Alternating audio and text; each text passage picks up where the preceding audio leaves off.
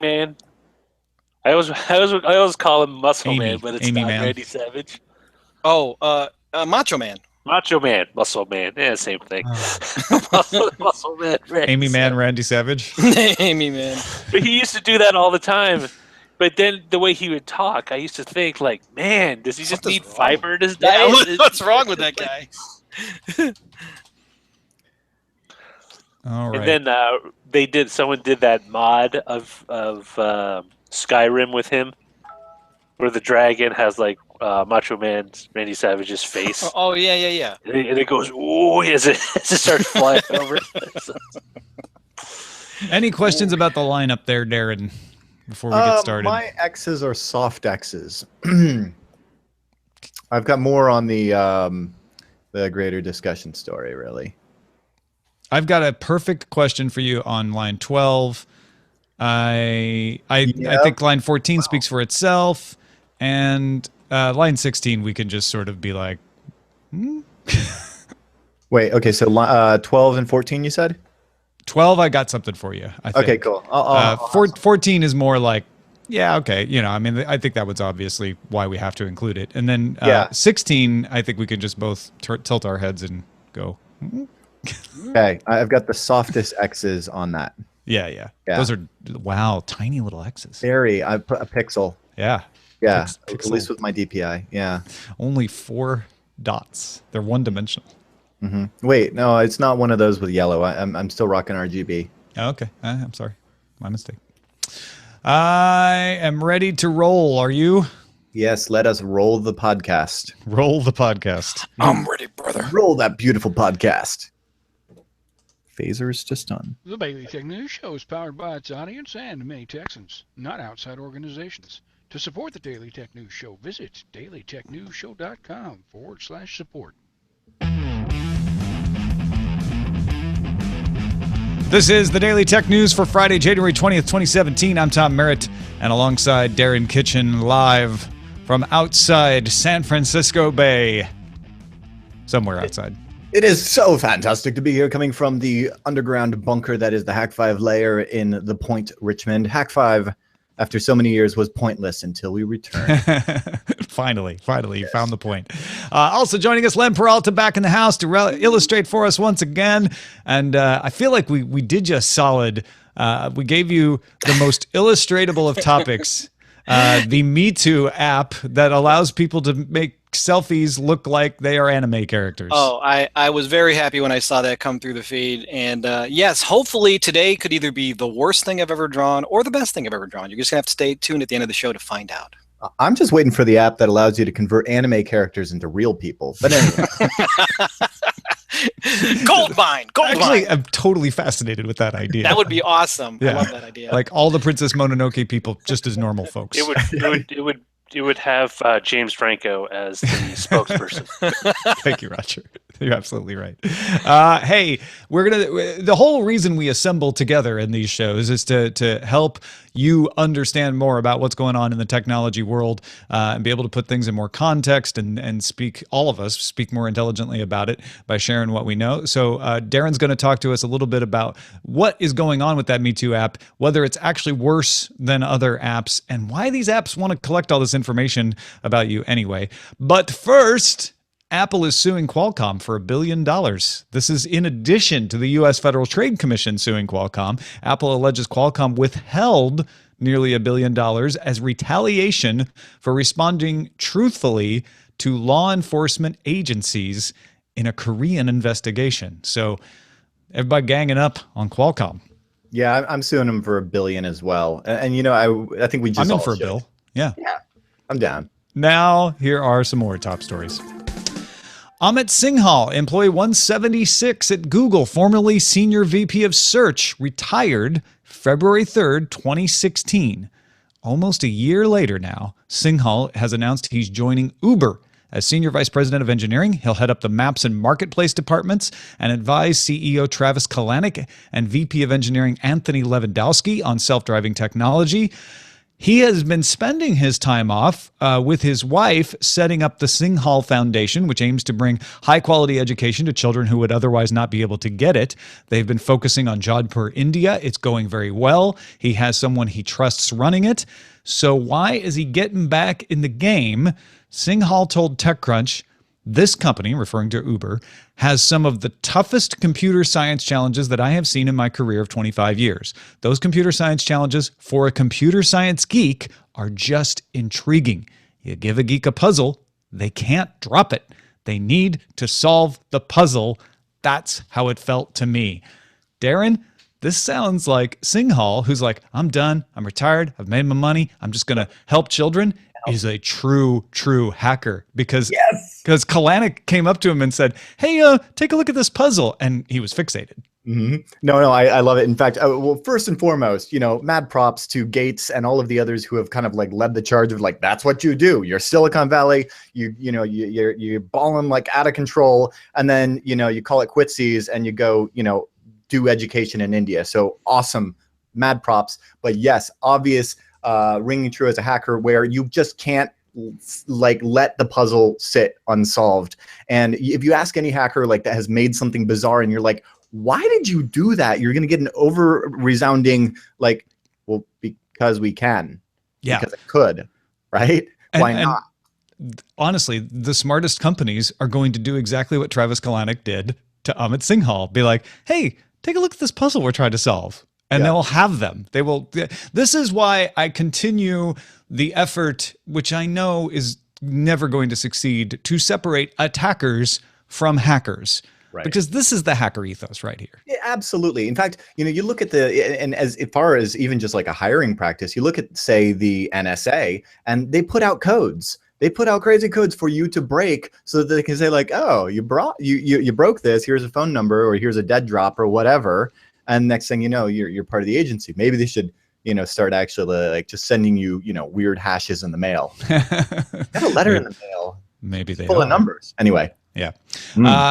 The Windows Insider Preview build's coming fast and furious as we get closer and closer to the official release of the creator's build. Microsoft has opened an ebook store on the latest Winsider. I just coined that by accident. On the latest Windows Insider Preview build, it uses the Edge browser to store the books. It kind of stores them like web pages and keeps them in a reading list. It supports PDF and EPUB and integrates Cortana. The build also includes a tool to automatically clean up space that'll delete your temporary files and files that have been in the recycle bin for more than 30 days. I mean, this is in the fine tradition of millions of third-party apps that have been doing this forever.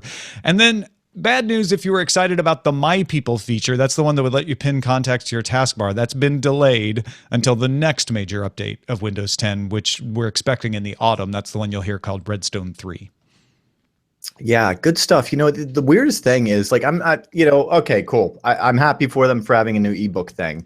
That's not what like excites me as much as like the trend of watching Windows, especially with 10, just feel more and more. Maybe am I the only one that feels like it's really becoming like iOS and Android more than our traditional OSs we're used to? I think Microsoft might take that as a compliment.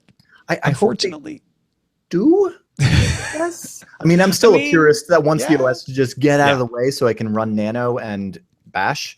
But anyway. And yes, you can run Bash on Windows 10. This is that in, Tom. I love that Windows 10 is still trying to do what Windows 8, I believe, overreached in trying to do, which is provide a way to be an operating system like iOS and Android when you're using Windows 10 on a tablet device or a hybrid device, but not take away the things we like about Windows 10 as a desktop operating system. I think they're doing a better job of that these days. I'm going to predict it now. They're going to add Metro to Bash. Yep. Metro Bash. Samsung will hold a press conference to announce findings from its investigation into the Note 7 at Monday 10 a.m. Korean time. So the way the world works, that'll be 8 p.m. Eastern on Sunday in the Eastern time zone of the United States, January 22nd. So if you're in the U.S., tune in at 8 p.m. Eastern, Sunday, January 22nd. If you're in Korea, tune in Monday morning at 10 a.m. And Samsung will announce they're even going to do a live stream. This is what we found with the Note 7. I think that's a really good job for them to say, we're going to make this available for as many people to watch at once. The Wall Street Journal has some sources that have given them a tip on what is going to be announced. And essentially the sources are saying that the first... Remember, there were 2 Note 7 recalls. The first one was related to irregularly sized batteries, and they did, it sounds like, correctly identify that and thought they had fixed it. But then there were further manufacturing problems, and I hope we get more details about that in the announcement, that caused the second wave of problems. Yeah, I'm really mostly just curious how much responsibility they're going to take, and if there's going to be kind of like this sly thing of kind of Steve Jobs-esque, you're holding it wrong, kind of like it wasn't meant to be put in your back pocket and sit on it kind of stuff. Yeah, I don't get the impression that they're going to point fingers at anyone but themselves or their battery manufacturers. And they may do a lot of finger pointing at their battery manufacturers, is what it sounds like. But I don't think they're going to say to the consumers that the consumer was doing anything wrong. They're just going to say, okay, this is my guess, right? At this point, I'm just making things up based on what I know. They're going to say, we had some irregularly produced batteries from SDI, and those caused the first round of fires. And then when we asked our other manufacturer to up their production, though that manufacturing process introduced a different kind of irregularity into the batteries, and I'm very curious what that would be. Right. That would explain why Samsung was so convinced that they had fixed the problem after the first recall. You know, the thing that surprises me most about this story isn't, you know, a manufacturing snafu. I'm no stranger to it. It's part of the process, but it's that something on this magnitude would, at the end of the day, barely do a dent to the bottom line of a company like Samsung. It kind of is just a reminder of how massive they are. Exactly. And I think even beyond that, it doesn't seem to have affected sales of their other handsets as much as anyone thought that it would. So I think Samsung will give you a lot of information about how they are going to improve their quality control efforts in the future to help assuage the fears about that. But honestly, it seems like they're going to come out of this okay. I'm not going to say they're coming out of it great. It is damaging, but not nearly as Armageddon-like as some people thought it would be. It gives them a leg up. You know, it gives them an opportunity to really start marketing the Note 8 early. Note 8 now with less explodey bits. I mean, it's going to fly off shelves. Yeah, Note 8, perfectly stable. Amazon added links to buy products to its homepage that appear to look like the dash buttons that you can get. If you don't know about the dash buttons, they're physical buttons. That's all they are. They have a tiny little wireless connection, and when you push them, they will place an order for whatever they are tied to. So you get a detergent dash button, and every time you push it, it'll reorder the detergent. And the idea is you put it next to your laundry, and when you need detergent, you just press it, done. The detergent is on its way. So, you know, I guess in order to raise awareness about them, they made graphics that look like the buttons, and then they're auto-populating things they know you order regularly. And you can leave these on your homepage at Amazon. You can reorder them. You can delete ones. You can make one up for anything Amazon stocks. And I don't like them. I feel like they just make my page look ugly. Right. Well, I wouldn't worry too much about it, Tom, because, you know, if you pay attention to Amazon enough, they do a lot of like A/B testing. Yeah. And what'll happen is if you're not using some feature, it'll just disappear. And if you're really using a feature a lot, like I constantly go to like my orders, and then now it's like suddenly right on my homepage. So yeah. I expect it to adapt. And this is a really, I can't imagine the internal debate among, you know, the designers who are like, dude, we have like patented buy it now, the one click buy it now. Like that is what we are known for. Now you want to just like change that? Yeah. I see Whistle saying, I don't reorder stuff so often. A button would make it worth using. That I don't either. So that's why I was really curious what Amazon would come up with for the buttons. Here are the buttons on my homepage. Some dog treats and some Korean beauty face masks. Nice. Mine are cat food, trash bags, and cat litter. Yep. So you know what? That makes sense for both of us because we probably reorder things for our pets regularly. The Korean beauty face masks is pretty hilarious because I ordered them once for Eileen as a gift and never again. I'm like tempted to click this one just because what is Rada Beauty Peppermint Essentials? I want to click. It's probably essential oil. Anyway, neither here nor there. That's kind of TMI. But like, what is that? I'm afraid to click it and it'll just show up. I want to like click it and find out what it is. Yeah. Anyway. Yeah. Yeah. Right. Yeah. It is a little like, don't press that button or you've ordered it. Yeah. Right. And then the other thing is like, these should have just been set up on their subscription thing anyway. I don't know why my Friskies don't just show up automatically, because Sea Captain's Choice is what Kirby prefers. You should set it up for a subscription. And as we know, she's the boss. Security researcher Brian Krebs has spent the last few months investigating the origin of the Mirai botnet. If you don't remember, Krebs was attacked by that botnet, so he began the investigation after not only Krebs on security, but also the DNS server Dyn were taken down.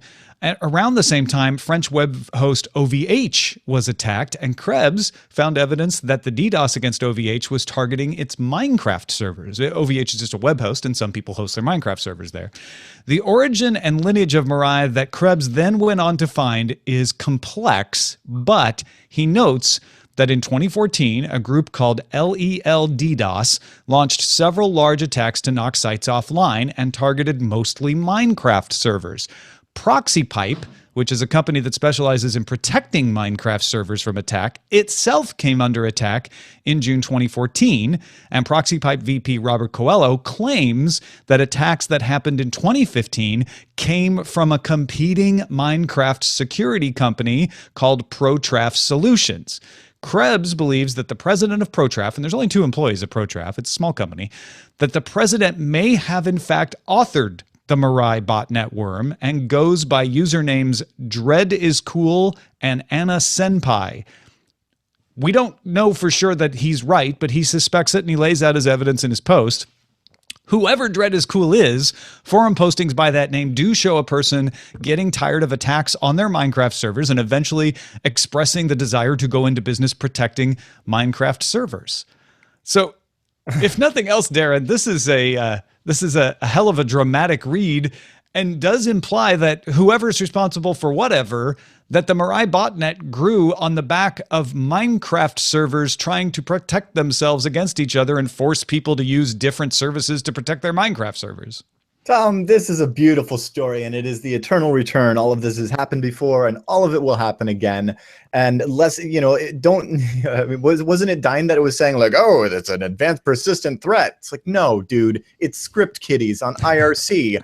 The DDoS is the weapon of choice because the skill requirement is low and the impact is high. And if you've ever spent any time within, underground hacker circles like IRC, you will find that they are very centered around ego, and schoolyard scuffs like this are just a mainstay of it. And so it's just funny to see how this can something small like that can just have this massive impact. And when you break out the magnifying glass, you're like, oh, yeah. It was, and Stoic Squirrel asked, why were they attacking each other in the first place? It's because if you run a Minecraft server, you want people to use your server. So one way to get people to use your server is to shut down the competing server. And then that spurred an industry of people who said, well, I'll protect you against these DDoSes. And so then it becomes like, well, I want you to use my service to protect your Minecraft servers, so I'll DDoS the competing security companies. And yes. And all of this has happened before, like you said. All of it. I don't know if you've ever spent any time on IRC or game servers before, but it's really interesting that once or twice in the history of the internet, there has been drama in chat rooms. I know it's hard to believe. Yeah, I think this is just one of those. That's probably worth investigating. Yeah. And find out if that's actually true. Finally, Amazon signed an agreement with the U.S. Department of Labor to create Apprenticeship USA programs. The program will hire U.S. veterans for paid internships at Amazon, where they can learn tech skills and take classes to help qualify for further jobs. Amazon's one of 200 employers, colleges, and labor organizations participating in the program. But significantly, it's the first of the big tech companies, your Facebook, Google, Microsoft, et cetera, to do this sort of program. This is just fantastic. I looked into this and I'm just really excited that it's actually from the Department of Labor. And it's like, how cool is that? I have nothing else to say other than that is the coolest thing. And I hope, similar to what we were talking about with, employee 176 at Google doing the philanthropic thing and, doing good for the world, that we see more Silicon Valley companies get in on stuff like this, because I just feel like that's part of the hacker ethos as well. And this sort of program, especially among 200 different organizations, is the kind of thing we need to make sure that people whose jobs are affected by the advance of automation and machine learning, et cetera, have an opportunity to figure out where to go next. I wrote a column for the Patreons at the $5 level this week. It just came out yesterday, about how just because a job gets eliminated doesn't mean the person's work gets eliminated. It's the duties that get eliminated. And so a lot of times what happens is you say, hey, you don't have to write down all of the numbers in a piece of paper in a big book anymore. We're going to use you to organize some things at the company that we never had the luxury of organizing anymore. And that's why, and I say this in the column, that's why when you look at offices, you don't just see executives in offices and nobody at desks anymore, because we've added Excel spreadsheets and eliminated the need for hand recording things. Instead, you see a bunch of people at desks doing things that companies never could afford to do before. So this is the kind of thing that says, hey, if you were in a job that no longer is needed because those skills have been replaced by some kind of automation or some kind of technology advance, let's help you figure out how to translate those skills. And I think this is extremely important. Right. And it's because of that we've, seen cool new technologies come, like, crunching data, doing data science at ride sharing services and things of that nature. So that's the cool new stuff that we have to play with, because the old stuff is done. Yeah, because not every, some people's jobs will be eliminated. And if you have this kind of program, that's going to help quite a bit. And that's where we need to focus on that. It's good to see our nation doing that. To get all the tech headlines each day in less than 10 minutes, subscribe to dailytechheadlines.com. All right, we mentioned the Meitu app yesterday because it's skyrocketing. If you didn't hear, it's an app that turns any selfie, any picture really, into an anime character. The app has skyrocketed in popularity in the United States this month. It has been a company since 2008. The Meitu Pic app has been out since 2013, and then just recently they added this anime filter. But in China, it's got 456 million active users and 6 billion photos created a month. So this isn't a new service. However, a lot of people noticed, including some security researchers, that the app asks for a lot more information from your device than a photo app would need, including things like location, device ID numbers, call information, carrier info, Wi-Fi connections. Meitu has gone out and told CNET, look, it needs this information for ad tracking. The normal way of tracking people through Google Play services is blocked in China. Since they're a Chinese company, they have to use these third parties to get around that. And they comply with all of the guidelines of both the Apple App Store and the Google Play Store in their app. However, a lot of people are seeing that this app wants your device and app history, your approximate location, access to your photos and file storage, full network access, your device ID. A lot is being made of the fact that it wants your IMEI number and call information and the ability to change audio settings. And while those are concerns, and I personally wouldn't give this app access to all of these things, Meitu is not unique and asking for these things. And so people kind of going crazy and like, oh, this is spyware. Well, yes, so are 50% of the apps on your device right now. Take Facebook Messenger for Android. It asks for all the same things that Meitu does. In addition, it wants your precise location, not just your approximate location.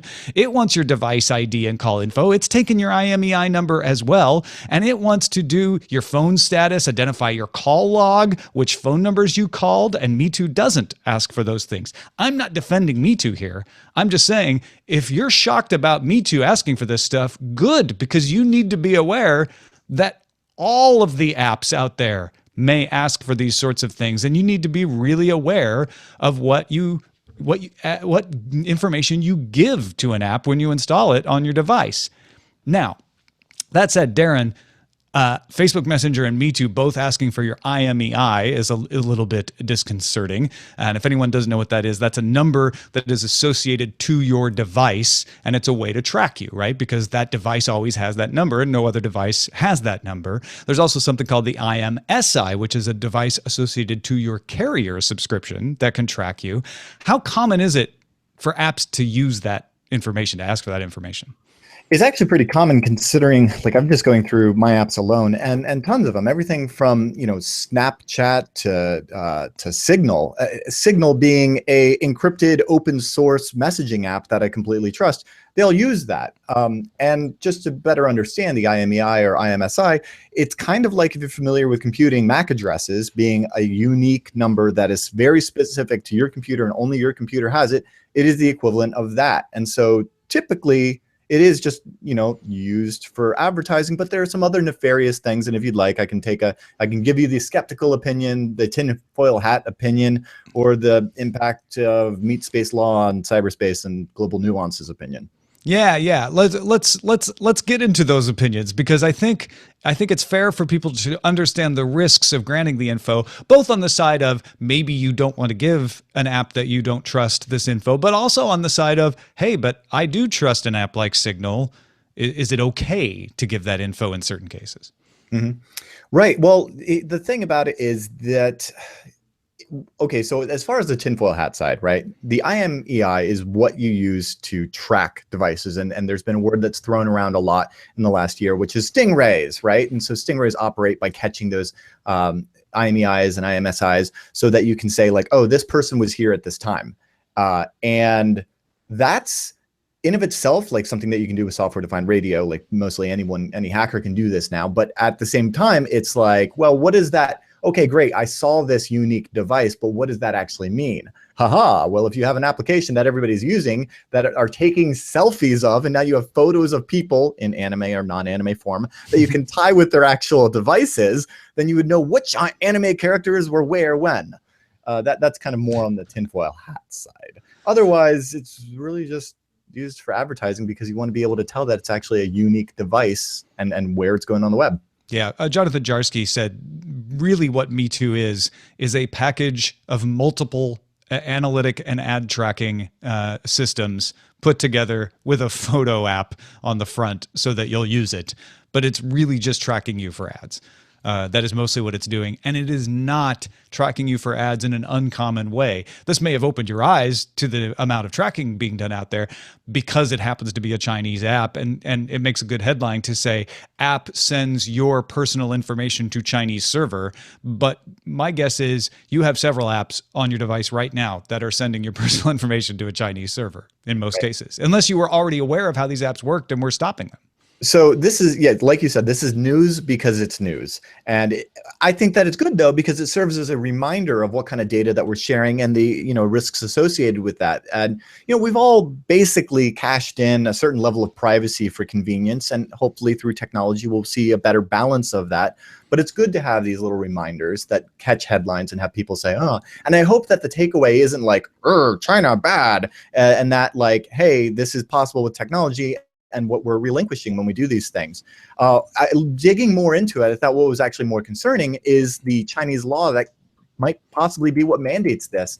Passed in just last August, there was a law in China that requires app makers to authenticate real identities, like verified phone numbers and other, you know, identifying information on their apps, and then to actually retain that information or other relevant qualifications for up to 2 months.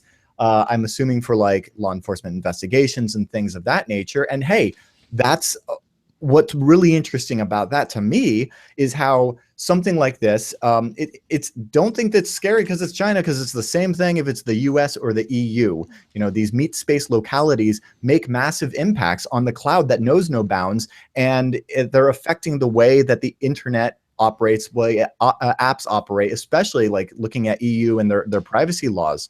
So yeah, it's just really interesting to see how it all is in flux. There's a really good post by Matthew Garrett, who does dreamwith.org. He is a power management, mobile and firmware developer on Linux, security developer, CoreOS. He goes through like This is what they could do with the IMEI, and it's mostly the stuff that Darren just talked about. But if you want to read up a little more about it, he's got a good column.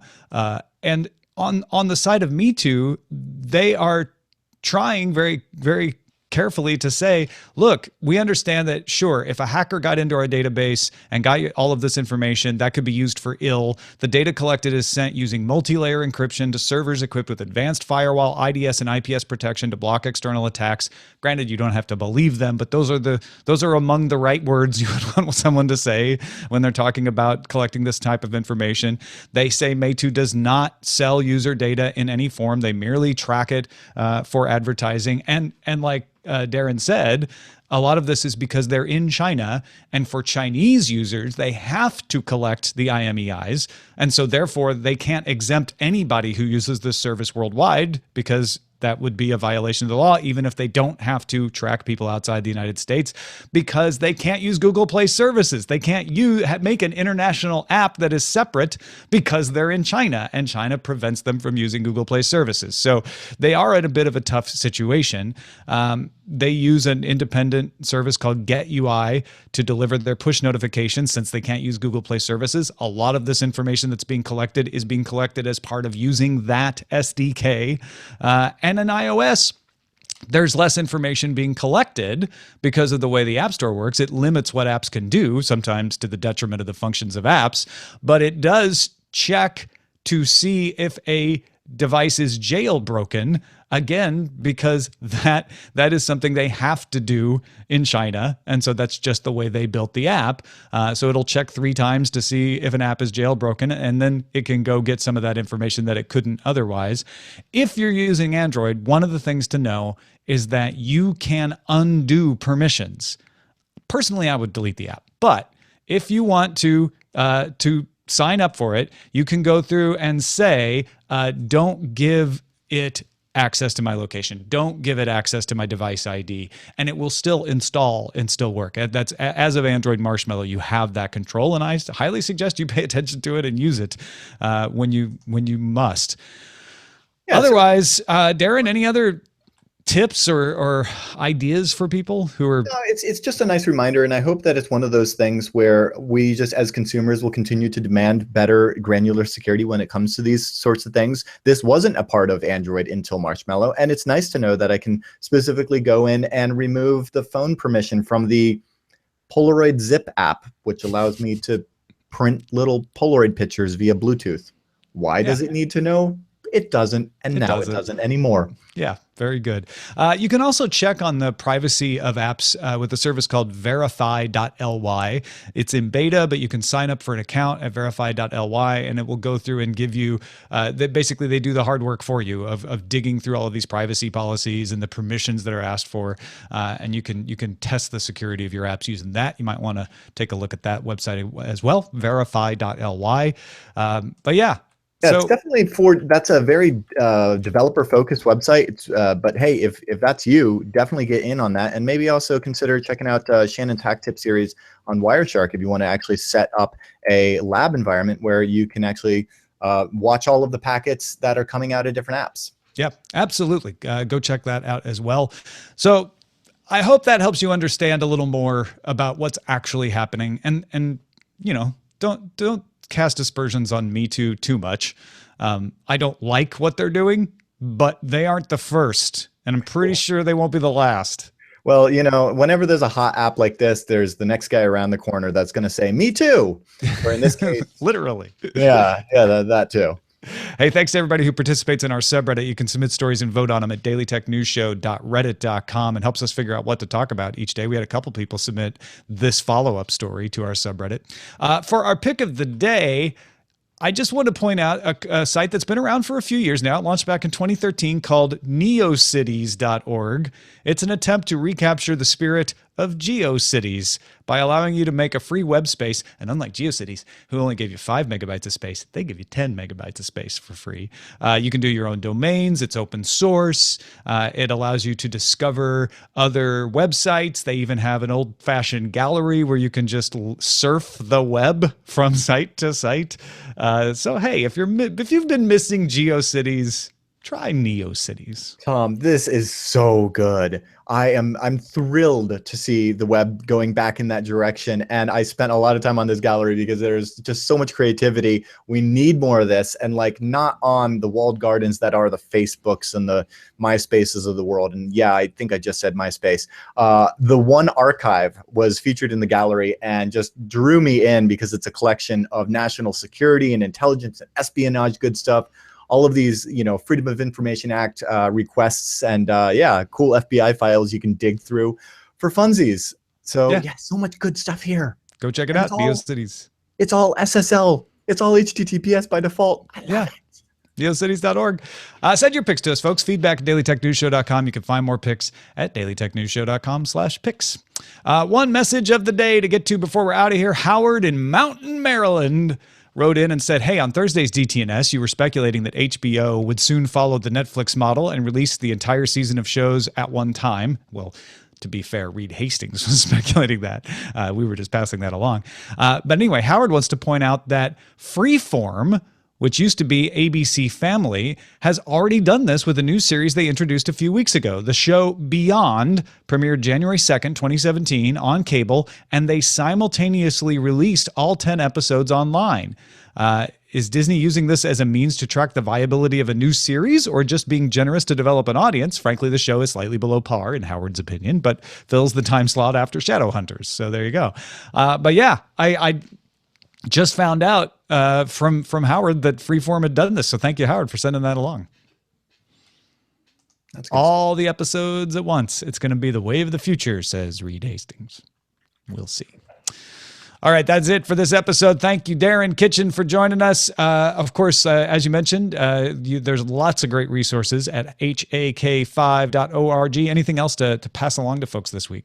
Yeah, if you want to like binge watch, if you're really into that, there are 438 episodes of Hack 5 you can catch up on. So, it'd only take you like 2 months and of nonstop watching. Or you could just watch the latest episode, which we are fresh back from ShmooCon in Washington, D.C. Had the great pleasure of talking to renowned security researcher Mike Osman about sniffing infrared signals. And if that sounds like the 90s, it's because the dream of the 90s is alive, and it's infrared. And it's the way that you can track people's cell phones even when their radios are off. Oh, yeah. What? Check it out. My phone isn't sending out infrared. What are you talking about? Oh, wait, infrared's heat. Oh, my phone gets hot. Wait a minute. No, it's better, Tom. It's the proximity sensor in your phone. When you so my phone screen is on right now, and I put it up to my face, and then it turns off. It's because it's emitting an IR beam, and it turns out I don't want to bear. Anyway, yeah. Check it out. Unique. You're going to want to check it out. That's this week's episode of Hack 5 with Mike Osmond. And then next week we got the guy that discovered that here in studio, Woody, coming in. So check it out. It's such great, awesome research, hak5.org. Now, today, January 20th, is Inauguration Day. Every time there's a new president, January 20th is Inauguration Day. And combining today's story about Meitu with that fact is Len Peralta, who's been illustrating the show. Yes, I said at the top of the show that today's drawing was either going to be the best thing I've ever drawn or the worst thing I've ever drawn. You can let me know on Twitter what you think, or at my online store, lenperaltstore.com. Yes, this is a kind of a mashup of the event of today, the inauguration of the 46th, is it 46th? 45th POTUS, along with the Meitu app. So that's all I'm going to say. You got to go check it out on your own. Take a look at it and see what you think, and let me know. Yeah, the audio listeners definitely got to get in on this for the eyelashes alone. lenperaltastore.com. Yes. Make your wall great again. Make your wall great again. With one of Len's prints. I think you found the best of both worlds here, Len. Thank you. Well done. Thank you. All right. Our email address is feedback. Oh, wait, hold on. Big thanks to our supporters like Jonas Svensson, Ashley Kinzel, and Carlos Anzola. Join them, won't you? At dailytechnewsshow.com/support. We thank every single person who makes this show possible. Our email address is feedback at dailytechnewsshow.com. We're live Monday through Friday, 4:30 p.m. Eastern at alphageekradio.com or diamondclub.tv. And our website is dailytechnewsshow.com. Back on Monday with Lamar Wilson. Talk to you then.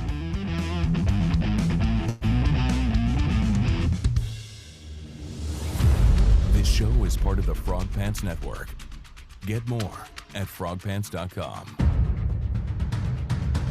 Diamond Club hopes you have enjoyed this program.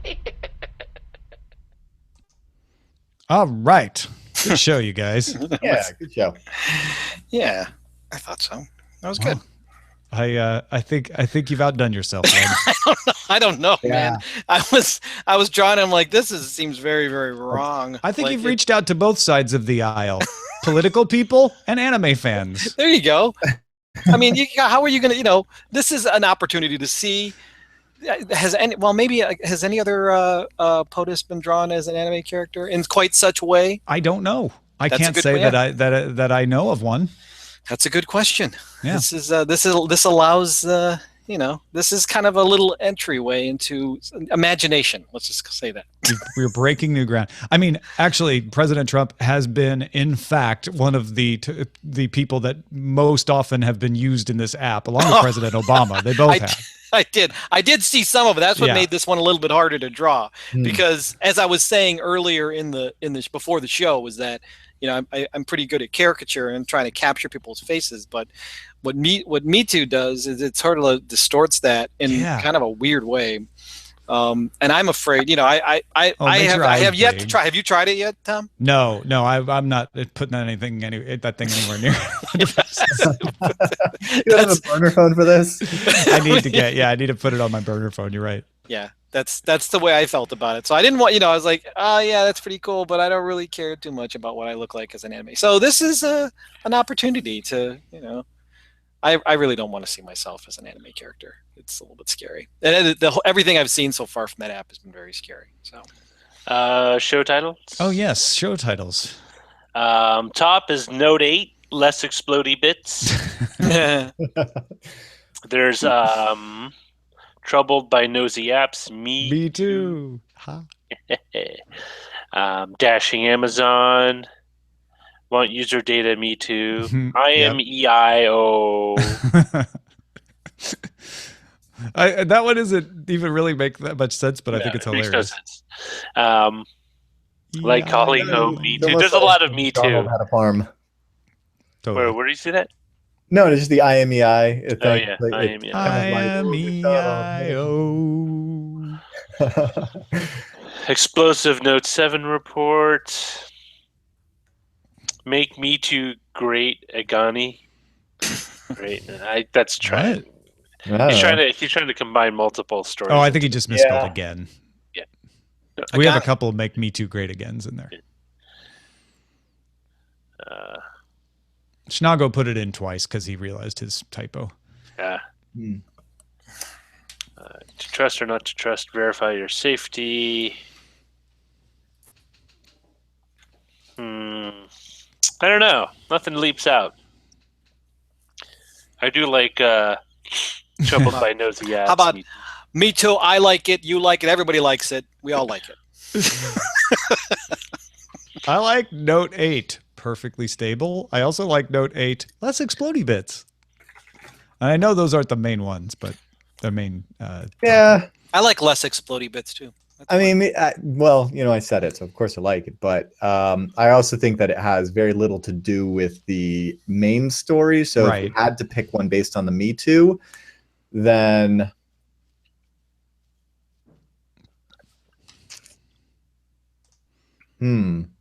Actually, I like now with less explodey bits. I think that's funny. We could go with the Note 8 as the title. In which case, then we could respect democratic choice. Okay. Oh, what? Is this a democracy? No, it's not. Okay, because I was about to say, like, we're not going with a popular vote here, are we? But, just like some countries that aren't democracies allow for, small amounts of democracy. This dictatorship can also do that. Nice. As a release valve. I like it. What do you think, Roger? I mean, I for the on topic title, I like Troubled by Nosy Apps. Me too. For what about for the if we go off topic?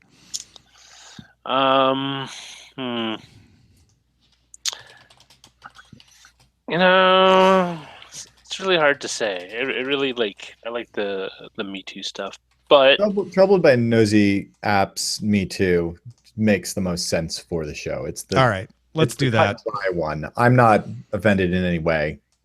We've done plenty of Note 7 related titles. Too. Yeah. That's the other thing. There's going to be so many opportunities. In fact, Note 8 less explodey bits. We could just save that for the Note 8 release. when it explodes.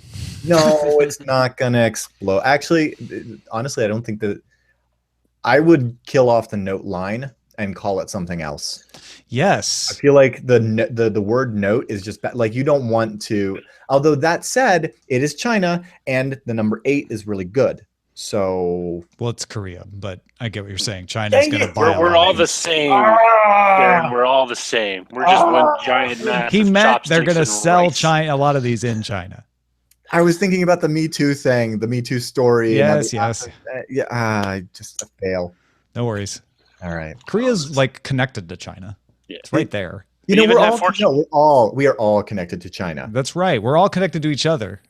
Yeah. Nice save. Nice save. There's only one color in this world, blue, baby blue. It's the color that we all have. It's the blue marble. I don't have blue eyes, Tom. You have, but the world is blue, Roger. Okay, just work with me here. Well, the I am sky is blue, a daba dee daba do, a daba dee daba. Just say it with me now. I was actually quoting a guy named Hamill on Trial, who used to play out in Austin. He was awesome. Awesome in Austin. Yes, he was. that Sounds drawing. like, That drawing is at the front of my store, and it's very disturbing. You're disturbed by your own work. Huh? I am. Every one of those Me Too app photos is kind of disturbing in one way or another, too. It's the eyes. That's why It is. all those Korean K-pop stars are creepy looking because their eyes are all jacked up from all that surgery. That was the hard part about drawing this is that, Trump's eyes are tiny. So, like, trying to make them bigger like that kind of changed the way he looks. So, Yeah. Re-architects the face. Yeah, the hair had to kind of push it. So I did the little hand gesture thing, too, which is... And what you So meant you- little, the gesture was little, is what you were saying. Yes. Yeah. It's like this thing he does like that. One of your most challenging works. I don't know about that, but, it's the most I can put together for a day Hey. like today. It wasn't cyber. There you go.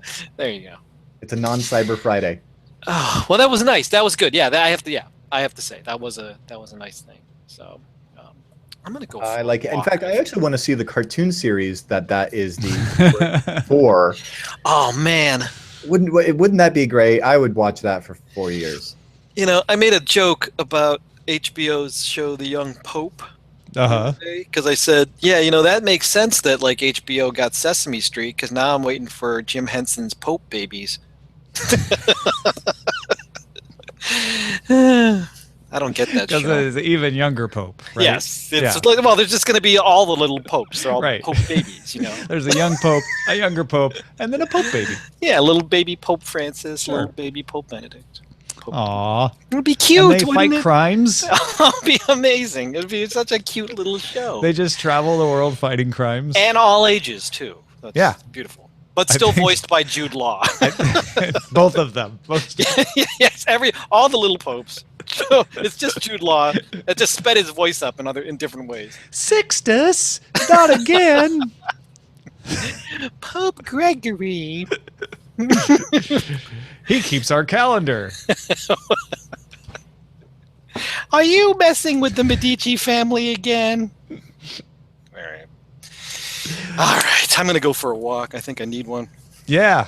No, thank you, Len. That was awesome. Nice. Thank you so much.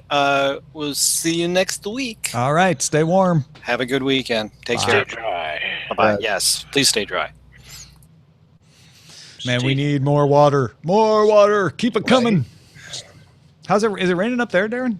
Oh, monsoon. And Yeah. then I, in the middle of it, needed to reseal the vent fan on the roof of the van. So Yeah, it'll it expose doesn't all shut. those leaks that we haven't known existed for 3 years because we haven't had any rain.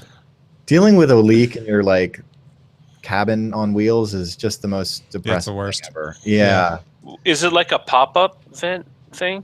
Yeah. It just needs to get recocked every year. And unfortunately, like there's stuff that I know that will like last for years, but of course none of the shops want to use it. They want to use the stuff that'll bring you back. Yeah. Well, it's cheaper. Dude, they don't use weather stripping. No, they just use caulk. It's so stupid. I have this amazing stuff. I don't care. I'm like, dude, just scrape that stuff off. I'm gonna put this on. Yeah. Yeah. Anyway, yay. Yeah, I've got a very, very small drip that we never had before, just because there's just been so much water that it finally found a tiny crack somewhere. Well, it's exciting. It's gonna be so green.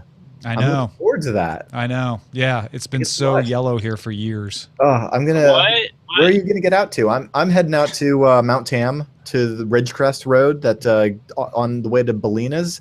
Oh my God, that's the one from all the car commercials. Yeah. I want to drive up like Topanga, Temescal, up there along the coast, or even just drive up to Santa Barbara. It'd be beautiful. I'm gonna stare at the window of the hill that's behind my house. Hopefully, You're an it's ambitious green. man, Roger J. Yeah. Roger, are you also in Santa Monica? No, I am in Glendale. Okay. So I am. He's on the other side of the valley. Mm. Yeah, where the other two side of the clans. hills. He's on the other side of the Really? Hollywood Hills, even. Oh wow. Yeah, I need Wow, a buffer really? zone. In I think beautiful I've been out downtown there Glendale. in GTA 4 or 5. Yeah, 5. Can you get to Peter. Glendale in GTA? I know you can go all over the west You side. can go past the Hollywood Hills and end up in some like I don't know what it's probably trying to be like Barstow. Burbank. Yeah, Barstow. yeah. No, Barstow's No, east. Barstow's pretty far. Yeah. I don't know what it's actually trying to be. Some gamer could explain it to me. Or map maker. Oh man. We just did this episode of Fact 5, and this is the trouble of having Shannon be the editor now, is she doesn't understand like when to cut things. And so I left a mic on while we were just like prepping to do some throws at ShmooCon. And we're just like talking, not too like philosophically or anything, but just candidly about the industry, and just telling stories and stuff. And then like 5-10 minutes into it, I'm like, all right, so how do you want to like intro this? And she's like, I think we just did. And I'm like, you cannot, and you can't put that in. And you know what she does? She put it in. Yeah. And so I would, if I were to guess, and I'm only guessing, it's not because she doesn't know. It's because she's decided like this is really good stuff. I mean, ish. But I'm like, oh no, because I'm like talking about like writing text files in the 90s, and now I just know someone's gonna pull my docs. See, but that's why people like this post show, right? Because they get to hear us just talking candidly. So you're right. Now that I think about it, Hack 5 has never had a post show, and the weird thing is, like almost every comment on YouTube has nothing to do with the amazing security research. That's actually what I'm upset about. Is Mike Osmond debuted some really amazing security research, and all the YouTube comments are about like my exploits as a 13-year-old. Right. And I'm like, that doesn't mean they didn't hear it though. Okay, well, I just feel bad for Mike because he deserves better than that. Go comment some things about Mike, people. Come on. Yeah. Show the Moss Man some love. He's on Absolutely. He's on not FNet. Dang it! Why is my Undernet? No. Why can I not remember the amazing IRC server that is for the open source projects that there is a Hack 5 channel on? Because you're getting old like me. That's why. No, I'm not getting old. I'm getting younger every day. Born as an old man, and I'm gonna die a young. No, I don't know. I was born as an old man. I'm going to stay that way. Mm-hmm. I am upping my grandpa joke game though. Yeah, nice. Yeah. Skipping over dad jokes, going right to grandpa jokes. I've decided. Well, my goal is to figure out how to be a. Thank you, Captain Jack. It is Freenode. Freenode. Yeah. So he's a Moss Man on Freenode, and just /MSG him and say, "Do you like Chinese food?" No, I say Dalnet. Actually, Captain Jack, my exploits in that show were talking about growing up on Dalnet, which is not a great place to grow up as a tween, but whatever. I know what you're saying about wanting the focus of the audience to be on something, but I have to admit, exploits of a 13-year-old Darren Kitchen are pretty interesting. Yeah. Maybe I'll just tell those stories when I retire. Anyway, that. Well, if you're troubled by nosy apps, we hope that you understand more about them now. And that episode is now live. And Roger will help me make sure that I didn't screw anything up. Right, Roger? Yeah. Wait, what? Ooh, there was the beautiful opportunity to make an emoji title here with the no sign, the letter Z, and then the little app icon. Oh, so good. Nosy apps. By the way, I left this in. Usually I stop down and start over again. I want to see if I can play it. Maybe I can play it off of here because I think it works really well. It's just one of those fortuitous things. This is how today's show begins. Ready? Here we go.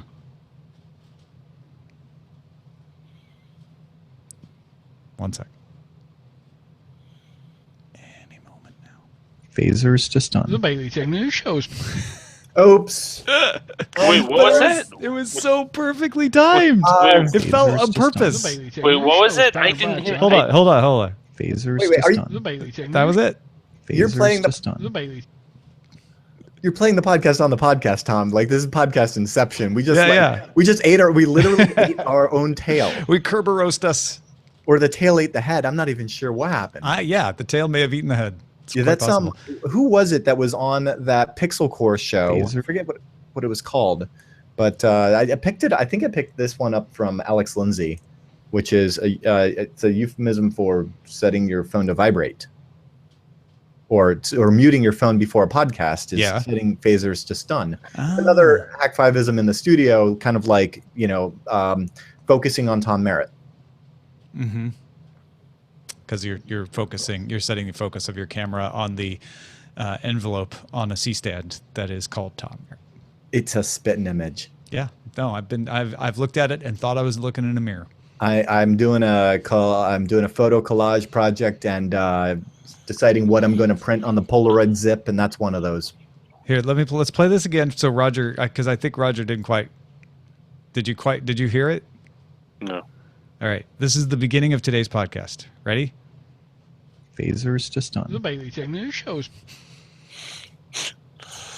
I mean, that's just the end sentence of Darren.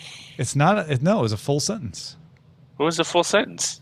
The sentence is this: Phasers to The stun. Bailey. These are what? phasers to stun. Oh. Yeah, man, it's a podcast. We got to have a couple of red shirts if we're going to. I would have stopped it. I would have been like, oh, hold on. Except it was so perfectly timed, as if it were planned. So I hope that's okay. Okay. Yeah. Sure. It's over my head. You didn't take the title. You got to keep it, and it's also already rendered. All right. Thanks everybody for watching, listening, enjoying, not enjoying. Up to you. We'll talk to you tomorrow.